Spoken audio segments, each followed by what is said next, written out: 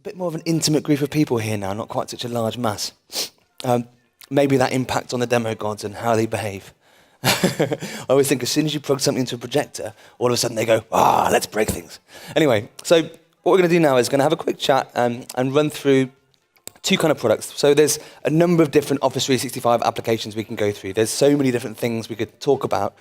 But one that works quite nicely is PowerApps and Flow. Flow, because it's something which is just very generic. Now, before we go into PowerApps, Flow is something which Microsoft has done a number of things around approvals and workflow. Now, we don't necessarily think it's there to replace the workflow that sits in NAV. If you're just using NAV data and you're using NAV notifications and NAV approvals and doing things within NAV, NAV is brilliant at that. And with our enhanced workflow, we take that to the next level. So if you've not already got or had a demo of our enhanced workflow, it's well worth having a look at it. But today we're talking about some generic Microsoft technology and effectively how we can sew together different bits of Microsoft technology together. So NAV is part of this broader sense of Dynamics 365. And Dynamics 365 connects lots of different people, whether it's warehousing, whether it's back office, whether it's financials. And there's a number of different systems which need aligning. So what we're trying to do is look at ways in which we can put power in people's hands to do things with apps. Has anyone had a play with Flow yet, or PowerApps much? No? Good, good. So what we've now got is the ability with PowerApps to build apps without code. So one of the things which has become so much more prevalent is the use of apps and how we use them on a day-to-day basis. And we kind of take it for granted. But there's a lot of business data we want to get our hands on. And the data could come from all sorts of sources. It could be coming from NAV, it could be coming from CRM, it could be coming from Outlook or SharePoint or anywhere. And the ability to sew that all together into one coherent place and then make it available to users within the organization in a very quick, easy way is quite a powerful tool to put in your hands. The reason why we put these two sessions together, PowerApps and Flow, is because they kind of sit very nicely together. They're both sitting on what's called the common data model. So configuring apps and flows between applications sitting on the common data model is a very natural thing to do. But also it's not dependent upon just the common data model. So the demand for mobile apps is growing massively, 5 times faster than people can deliver. What you can look at and you can take from that is that NAV has lots of mobile applications already. So the NAV mobile client, which came out quite recently, has it has a huge amount of access from NAV data. We then have people like Anvio and Mobile Nav who provide very nice offline capabilities. But it's very much within the garden of what NAV can offer. Outside of NAV, there's many, many other places we can get data from. So the whole point of PowerApps is to build and let power users build applications and deliver them very, very quickly and easily without having to write code. So it's almost like thinking of it as something that's a bit of a mishmash between PowerPoint and Excel, using Excel functions, being able to then take data and pre-design it almost into a way that makes sense.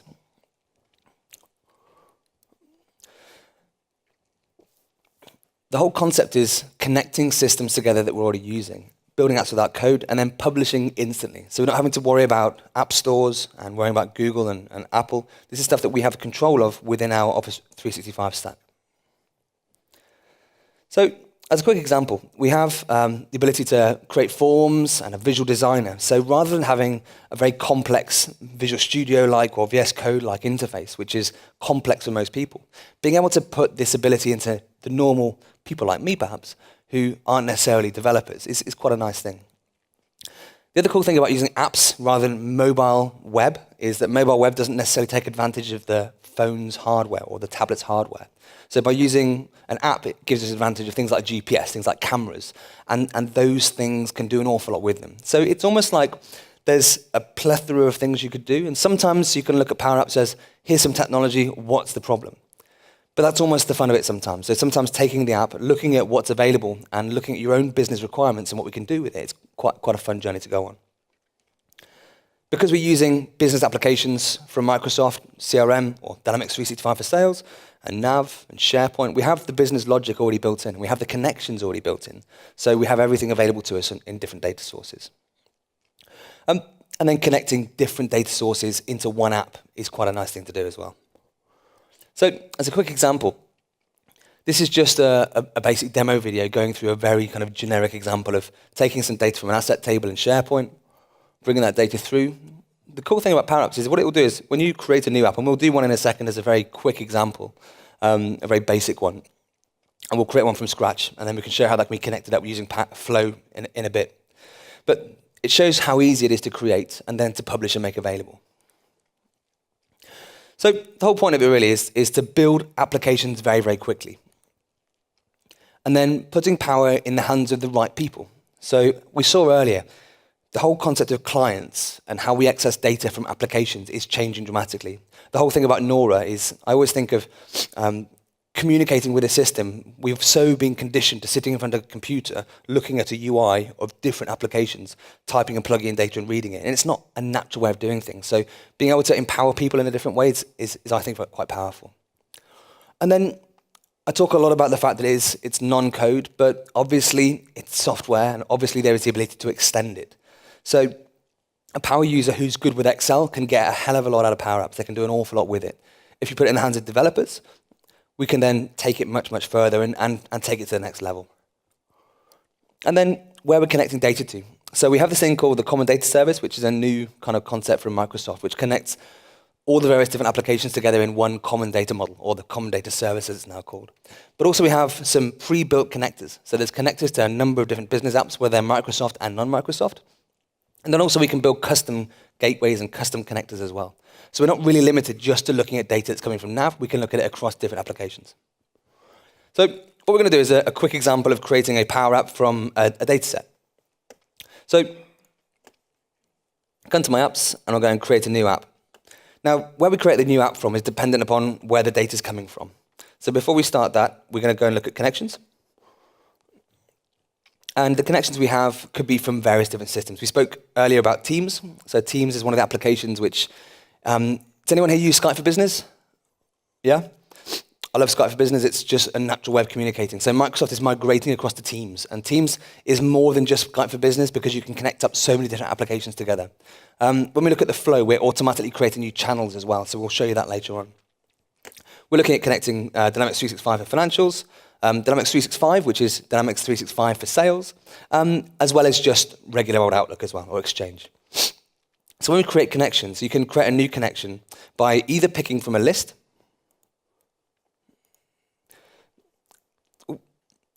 And as you can see, we've got a number of different applications. It's not just Microsoft. I think one of the key things Microsoft did recently was going away from the idea of looking at Microsoft technology as a walled garden where we want you to work with our stuff, but more to a much more all-inclusive approach of trying to connect to as many different systems as we can. So the connections that we've got that work here with PowerApps will also be similar connections that work as trigger points within Flow. So we can trigger activities coming from PowerApps as a starting point, or we could trigger activities from NAV or from CRM or from Outlook or from manual interactions on a phone as well. So you see we've got a number of different connections. Now, we've already got a few connections, so we're going to start building an app based upon some data.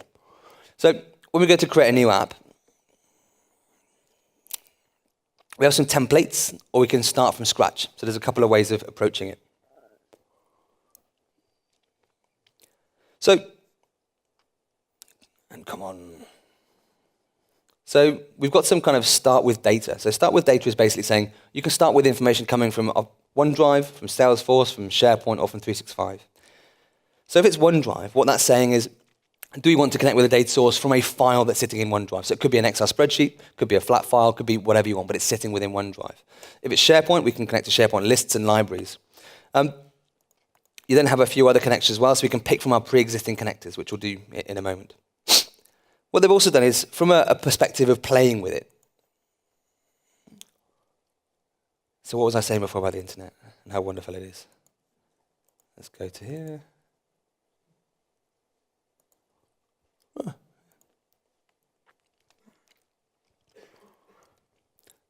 So it's all well and good saying there's a tool which you can use.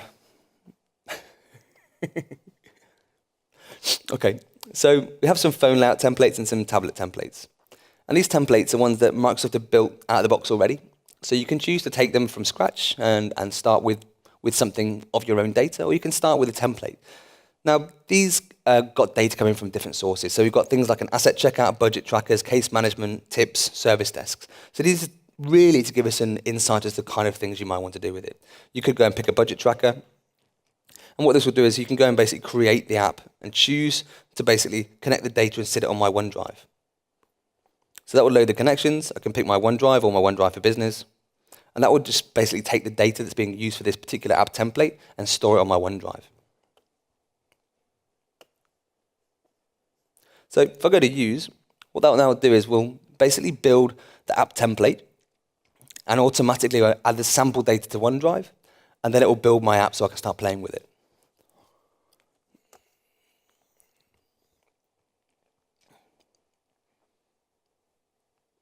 It's nice how error messages are nice. It's not almost there.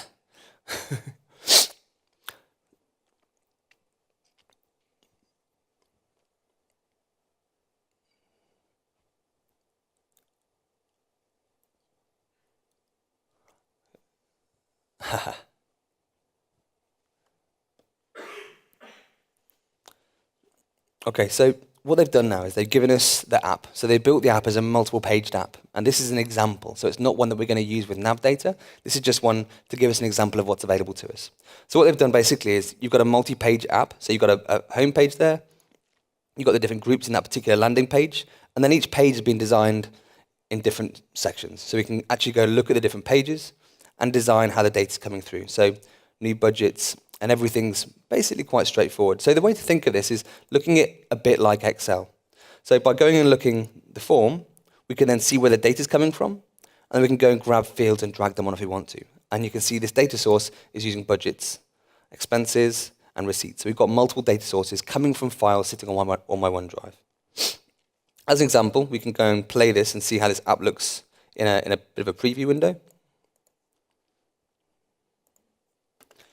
We can kind of see how this works. So you can kind of run through the design, and you can see events, you can go and add expenses. And so this is just one little example Microsoft have given us as to how we can use a Power App. I think it's more interesting to use data that we've got, though. So what I'm going to do is I'm going to create one from some Dynamics 365 data. So I'm going to use a connection, which is my Dynamics 365 for sales. So this is CRM data. And what it's going to do is going to give me a list of tables and entities that I can play with.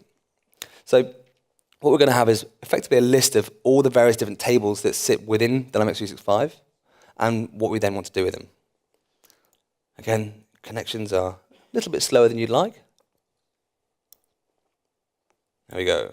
So what I'm going to choose is leads. So one of the things that Microsoft Dynamics Nav lacks is this kind of concept of leads as an entity. And this is where sometimes using things like CRM or sales is quite nice because you have that extra power. So what we can do here is we're going to go and choose that table and connect to that table. And this, again, we're going to have to do a little bit of waiting again whilst it gets things ready. But what this is going to go and do now is rather than just taking the data and shoveling it there and saying, off you go, let's see how you get on, it will have its best guess. So it's going to have a little try at making the data connect properly to Nav. And it's going to guess what we're going to want based on the information sitting in the table. So this is getting better all the time. It's not an exact science yet. So when you start with a new table, it will give you what it thinks is the right thing. But I think it's quite a good starting point. And as the technology gets better as it's going on, it's going to get better at assessing what it thinks we're going to want out of an app. Maybe it would have been something to use for our conference app today. Would have been nice. Okay, so what it's got then is we've got our app, and it's created a 3-screen app. So we've got one which is an edit screen, one which is a detail screen, and one which is a browse gallery. So from here, we can go to our browse gallery, and we can see the data that's coming through. So it's having a go at it for me. When it wakes up.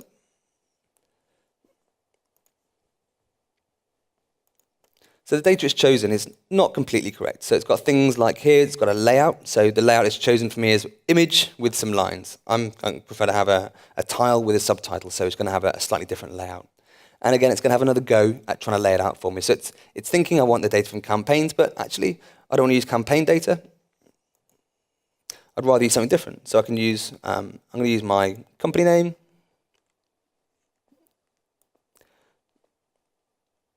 So we've literally just got a list to search through from my data.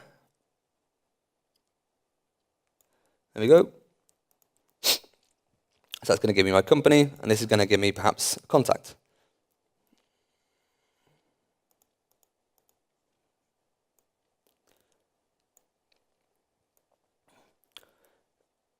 Now, the difference here is you might think this is CRM data, it's not NAV data, and how does that link together? So what we've now got is there's some synchronizing tables that we've got within NAV, which link to CRM if you wanted to do that. But what we're going to show later on when we get into the section on Flow is how we can basically use one application to shovel data and push it into another application. So we're going to use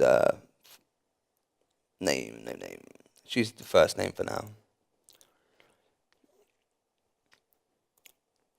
So what that's done is it's given us the basics of a navigation. So if I go to play now, you can see we've got a list, which unfortunately is first name. You could pick to concatenate things together, and you can use normal Excel formulas to get the data in properly. I can use this to go and create a new record, or actually go and view the record we've got there. So as a very simple app, that's taken, well, if you include all the waiting time for it to load up, it's taken probably about 2-3 minutes to set up. So if you can imagine what you can do in 2 or 3 minutes, you can imagine what you'd do if you had an hour maybe, or even a few days. So being able to put this technology in the hands of sort of power users who are familiar with Excel and are familiar with the way the code works and the data works, we can start getting some nice things through. So again, in the old Blue Peter style, we've got one which we made earlier. So we've got one called Leads. So what I've done with this one is effectively the same app based upon the same data is pre-published. So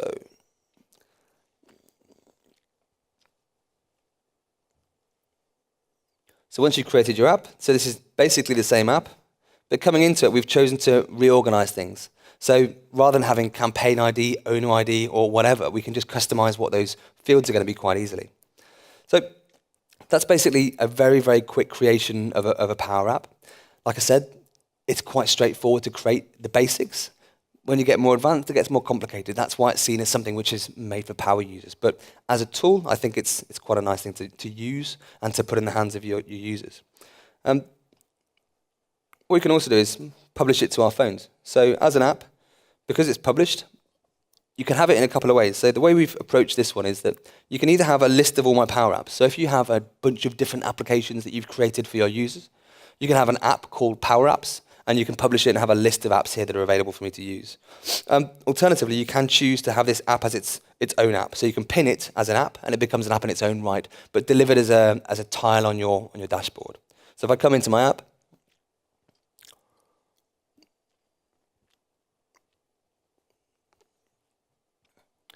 you can see it's the exact same app, just usable on my phone, and delivered and published very, very quickly. So to publish the apps, all we're doing is we're saving the app, clicking publish, and then that makes it available to anyone with my Office 365 credentials. So I'm just signed into this phone using the same Azure Active Directory connection as I am for the rest of my system. So once you've created your app, you probably want to do something with the data. So that data is automatically now going to be creating leads inside of my CRM system, but also within my NAV system. Now, because I'm using Power Apps connected to CRM, that data is naturally connected together. It's working already. So that kind of leads us smoothly on to the next section, which is talking about Flow and how that impacts on how we do things. So Flow is basically a natural extension of Power Apps. We talk about them kind of hand in hand because they work nicely together. But Flow isn't to be thought of just as an apps tool. Flow is basically something which connects together all of the different tools we have and makes it a bit more interconnected, if that makes sense. So most automation or most linking things together are met with a single solution at the moment. It's not met with technology normally. Normally it's met with people. People are normally the people that do things. If there's a workflow, as you saw from the movie at the beginning, it often involves somebody doing something with a document, somebody taking that document to somebody else, somebody approving that document, giving that to somebody else, and then maybe saving or creating an account in a system, and then creating some sort of communication mechanism so we can make sure they're looked after properly. Flow can do a lot of that automatically for us. So it helps us by automating the workflow across different apps. So you can use it for getting notifications, synchronizing data, collecting data, automating approvals. So it could be that a file pops up in my OneDrive. I want to make sure it's available in SharePoint. It could be an email comes in from a particular person or a particular group of people.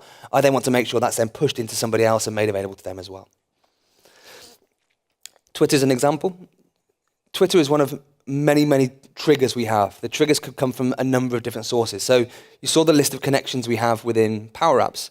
It's a similar list, but people have not just taken a list of templates or a list of connections, they've actually thought, let's take these connections and think about what you might want to do with them. So there's a vast array now of templates that are available. So SharePoint, Dynamics Nav, Twitter, along with pretty much every application you can think of using. So you've got applications in the list which, things like Box, non-Microsoft applications that people are going to be using. So the idea being that we're not kind of putting people out on the side if they're not using the software that we want them to use. Obviously, we're a Microsoft partner, so we're heavily invested in Microsoft's technology, but when we spoke to Paul earlier, developers use things like Slack. We use third-party applications and want to connect that data together. So these templates, so there's a plethora of people out there who are building templates. You can see some are built by Microsoft, some are built by other third-party companies, and they're published to this massive template list. So just about every sort of interconnection you could think of is there and available to push data and move things around between different systems. If it's not already there, then we can build them ourselves quite easily as well. So what I'm going to do is I'm going to build a quick flow and show you how that might work. Demo gods allowing, obviously. So I'm going to create a flow. So we're going to create one from blank as an example. Now I won't do through the whole process just for the sake of time and the fact that we're doing a demo, but we'll do a quick example of triggering some data from my Power App. We'll then create a contact in Nav. We'll then let somebody know what's happened with it, and then we'll go and create a team so we know what we're going to do with that information once we've now got them as a customer. So if you think about my Power App that we had earlier, that Power App was basically a leads app. So you could be at a conference like today, and you could be one of the partners who are looking to sign you all up as lovely new customers. So they might want to garner information about you. So ask who you are, what you're interested in doing, why you're talking to us, basically. So typically when you come to these sorts of things, people will sit there and they will take notes or use an app which sometimes doesn't work.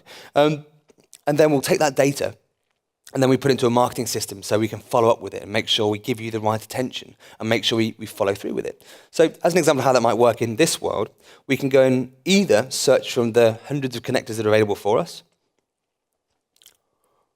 or pick from triggers. So what I'm going to do, I'm going to pick Dynamics. So if I look for the word Dynamics, it's going to give me a few different applications. So we know we've got all these things which sit within our framework. I've got Dynamics 365. And I'm going to say when a record is created. So what my app is doing, when I create a new app, it's creating a record.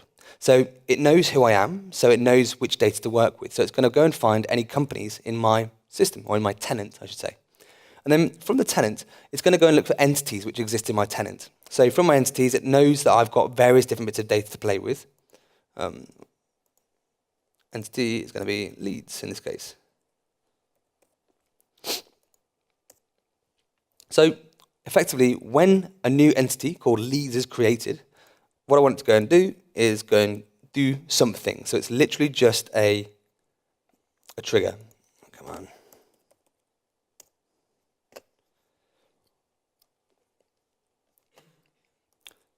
So the next step, we can choose to add steps as in actions, or we can choose conditions. So we can use conditional formatting to drive it down different routes.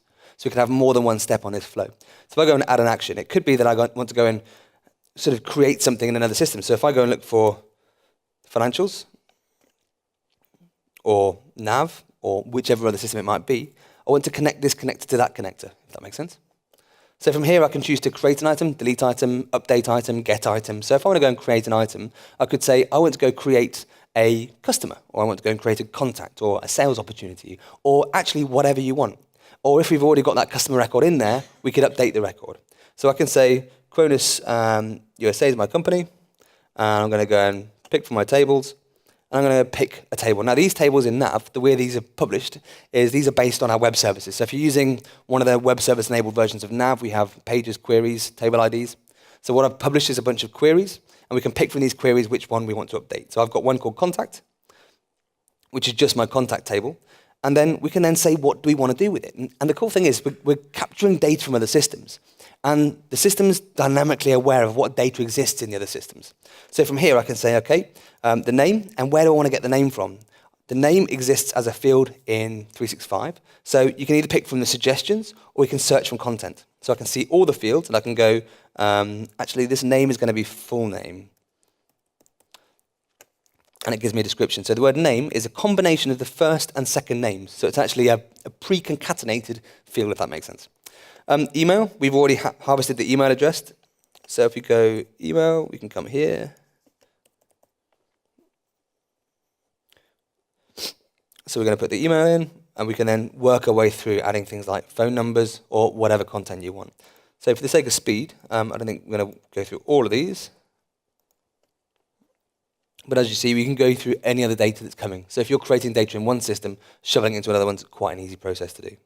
So that's fine. We can then leave it there if we want to, or we can add more steps. So I might say, okay, I've got this new contact as a lead sitting in my CRM system. That's then created a contact in NAV, so we know who they are. So they're sitting there in NAV. And if another process happens somewhere else, it could update that contact with what's going on with the account. If you're using workflow, obviously you can daisy chain the two together and they can work quite nicely in tandem. If you're using something like Nora could be used as triggers for this as well. So there's various things you can do to make the different systems connect together. But in this case, I'm going to go and use Outlook. Oh. Ability to type prerequisite. Okay, so using Outlook, and we have different actions in Outlook. So I can say, okay, I want to go and send an email. And then it knows that if I'm going to send an email, there's things I'm probably going to want to do. So it says, okay, who's it going to go to? And so we're going to pick up the email address. Now you can see at the bottom, we're pulling data from different sources. So this is NAV data, as well as looking at CRM data. So if I go see more, I know I've got the email address from CRM. I can go grab that, whack it in there. Subject. So this might be if I've gone to an event like today, and imagine you're the guys from Iden and you've got lots and lots of people to talk to. You've got to then follow up with everyone to make sure you're keeping in touch. So we can say, okay, hi, name.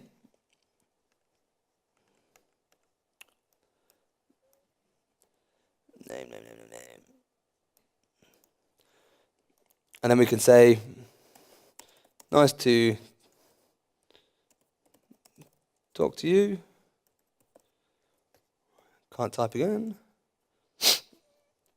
And then we can then continue adding more data. So it's quite a nice, easy way of building things. And then another step might well be to go and add a Teams.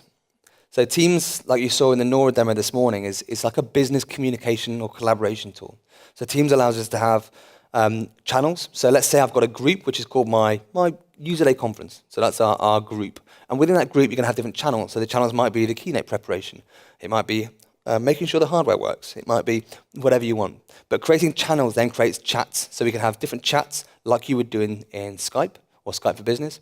But also within a team, you then have access to files and technology. So you can have maybe a Trello board if you're using that. You could have SharePoint files. You could have OneNote files. So it's a much more central place of managing things in one area. So if I go to Teams, it knows that I'm using Teams. And we can then go, if you want to, and go and create a channel.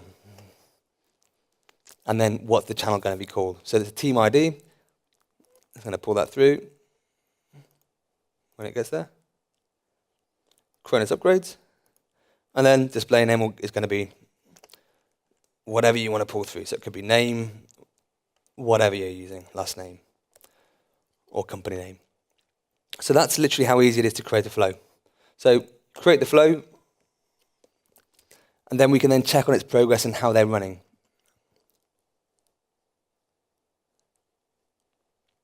Okay, so that's done. So again, I've got one which I created earlier, which has got a bit more steps on it. So this is the one we just created a second ago. I've got one here which is basically the same thing. So if I go to my edit flow, we can come and see how that flow's working. So again, record created in Dynamics 365, create item in NAV, send an email, create a channel. And then from any of these steps, we can then go and configure it and set up the settings on it. So that should now be working. So if we go back to our PowerApps on the phone probably, we can go create a new item and see if the process all works together nicely. So we're going to call this Tom, Bevan, TMP. I need to get my email address right because it's going to send me an email.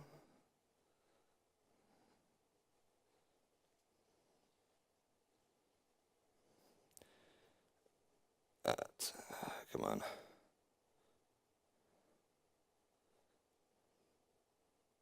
It's great fun watching somebody typing on a phone, isn't it? Okay, we'll leave the rest of it for now. We'll just say a topic maybe. Topic can be what we're interested in. I'd like an upgrade, please. So just by me pressing tick there, that's going to go and create the new entity. So I've now got a new entity sitting in here. So I've got a contact.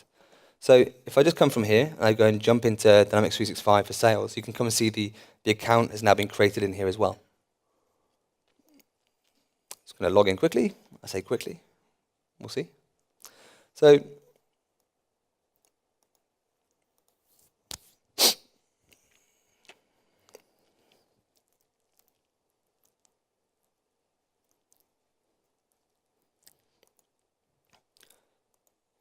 So sitting inside CRM, I can see my lead entities.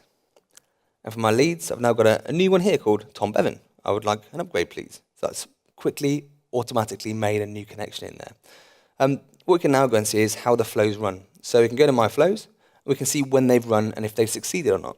So if I go look at this one, which we just run just now, we can see the run history, so how many times it's run. It ran 4 seconds ago, and it succeeded. So we can then go back into NAV now, and we should now be able to go and see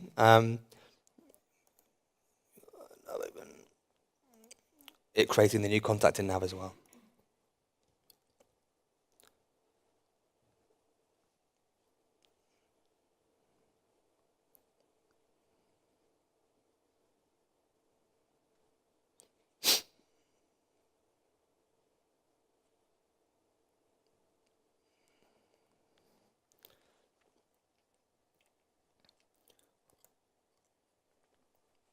So contacts, in fact, I've done a duplicate.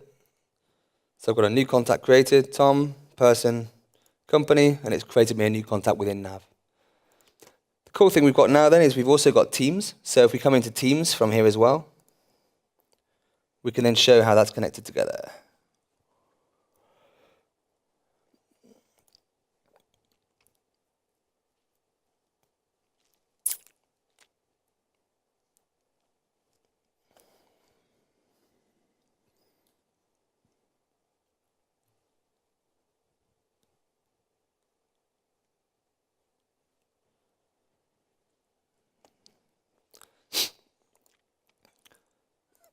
So just like it works in normal demos, sometimes things don't always work, but here is an example of a team that's been created. So once the team's been created, this was a different one which the flow must have failed on me, which is always nice, but from here we can go and add more things to work with. So on a particular record, sitting inside of Teams, we can start using Nora, we can start having Excel worksheets, we can create a OneNote linked to this particular customer, so I can say here, this is my notes, and then we can start actually working together in a much more collaborative way with my customers. Okay, so that pretty much brings me to the end of what we were going to show there. So, so that brings me to the end of that session on Flow and Power Apps.